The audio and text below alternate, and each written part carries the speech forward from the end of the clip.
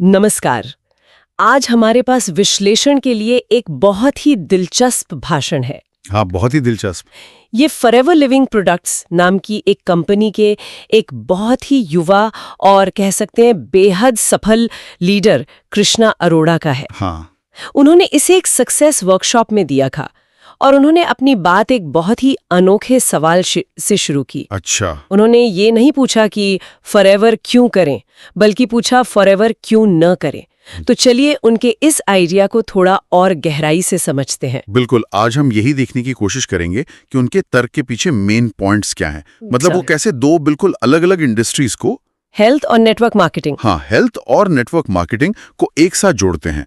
उनकी कंपनी का business model ऐसा क्या खास दावा करता है जो उसे दूसरों से अलग बनाता है, और सबसे जरूरी वो सफलता पाने के लिए किस तरह की सोच और किस हद तक के त्याग की बात करते हैं। हाँ, ये साफ कर दें कि हमारा मकसद इस बिजनेस मॉडल का प्रचार करना नहीं है। नहीं, बिल्कुल नहीं। मकसद है इसे समझना कि उनके जो प्रेरक तर्क हैं वो काम कैसे करते हैं। ठीक है, तो उन्होंने अपनी बात हेल्थ इंडस्ट्री से शुरू की, जो समझ में आता है। हर कोई स्वस्थ रहना चाहता है। बहुत सीधा सा तर्क है। कौन बीमार पड़ना चाहता है? कोई नहीं। सही बात है। लेकिन फिर उन्होंने इसे नेटवर्क मार्केटिंग से जोड़ा, जो कि एक बहुत ही विवादास्पद इंडस्ट्री है। तो इस पर लोगों के मन में जो शक होता है उसे उन्होंने कैसे एड्रेस किया? यही उनके भाषण का सबसे दिलचस्प हिस्सा है।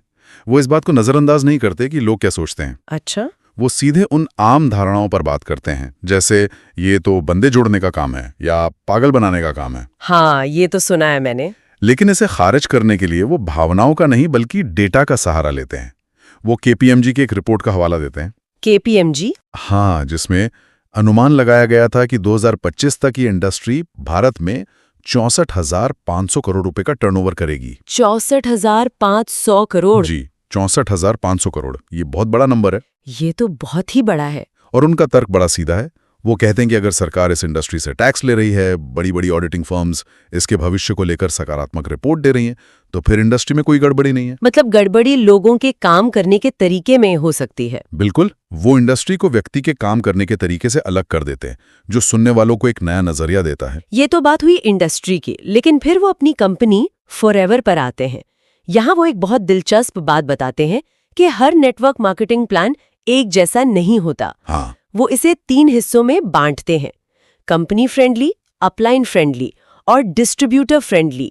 ये क्या है, इसे थोड़ा आसानी से समझाएंगे? बिल्कुल।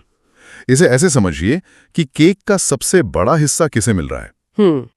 कंपनी फ्रेंडली प्लान में ज्यादातर मुनाफा कंपनी खुद रख लेती है।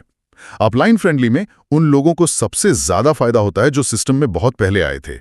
अच्छा, मतलब जो टॉप पर बैठे हैं। हाँ, वही। और तीसरा है डिस्ट्रीब्यूटर फ्रेंडली, जिसके बारे में उनका दावा है कि फॉरएवर का प्लान वैसा है।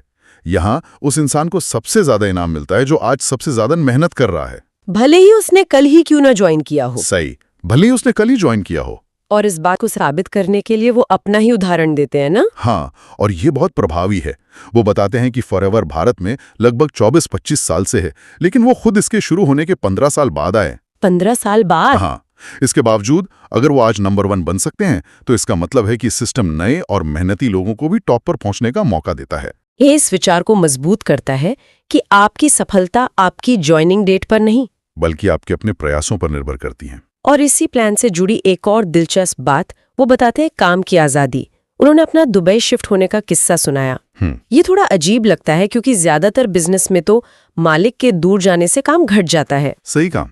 पारंपरिक बिजनेस में तो दुकान का शटर भी मालिक ही उठाता है। लेकिन वो बताते हैं कि जिस महीने वो दुबई शिफ्ट हुए, हाँ, उसके अगले ही महीने उनका पे आउट और CC दोनों बढ़ गए। CC मतलब? CC मतलब केस क्रेडिट, जो कि कंपनी में बिजनेस वॉल्यूम को मापने की एक यूनिट है। तो असल में देश छोड़ने के बाद उनका बिजनेस और भी तेजी से बढ़ने लगा। ये तो कमाल की बात है। इसका मतलब है कि ऐसा सिस्टम बन गया है जो उनकी मौजूदगी के बिना भी काम कर रहा है। बिल्कुल, और ये सिर्फ भारत तक सीमित नहीं है। वो बताते हैं कि उन्हें उन देशों से भी आमदनी होती है जहां वो कभी गए भी नहीं है। सच में? हाँ, उन्हें ये तक नहीं पता होता कि वहां उनकी टीम में कौन काम कर रहा है। ये इस बिजनेस मॉडल की स्केलेबिलिटी दिखाता है कि ये भौगोलिक सीमाओं से बंधा हुआ नहीं है। ये एक बहुत शक्तिशाली विचार है, खासकर उन लोगों के लिए जो अपने काम में बंधा हुआ महसूस करते हैं। सही बात है। लेकिन ऐसा सिस्टम चलाने के लिए सिर्फ एक अच्छा प्लान काफी नहीं होता।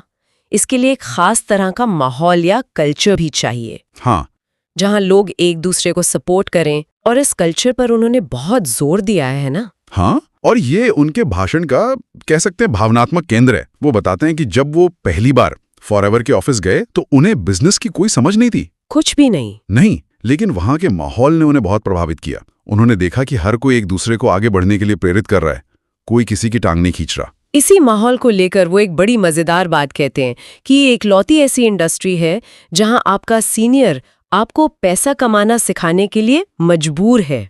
और ये बात सोचने वाली है। पारंपरिक कॉर्पोरेट दुनिया में आपका सहयोगी अक्सर आपका प्रतियोगी होता है। बिल्कुल। लेकिन यहाँ उनका तर्क है कि सिस्टम ही ऐसा बनाया गया है कि सबकी ग्रोथ एक दूसरे से जुड़ी हुई है। अगर आप आगे बढ़ेंगे तो ही आपका अपलाइन आगे बढ़ेगा। तो सहयोग यहाँ एक विकल्प नहीं बल्कि सिस्टम की जरूरत है। बिल्कुल, ये एक बहुत ही आकर्षक विचार है। इस कल्चर की बात करते करते वो अपने व्यक्तिगत सफर पर आते हैं और वो अपनी शुरुआत के बारे में बहुत ईमानदारी से बताते हैं। वो मजाक में कहते हैं कि शुरू में उन्हें लगा था कि हर ज्वाइनिंग पर लाइन में मौजूद सभी लोगों को 6-6 हजार रुपए मिलेंगे। हाँ, वो कहते हैं हम पागल हो गए थे कि वाह क्या बिजनेस है। ये किस्सा बहुत जरूरी है क्योंकि ये दिखाता है कि उन्होंने बिल्कुल शून्य जानकारी और अनुभव से शुरुआत की थी। ये उन्हें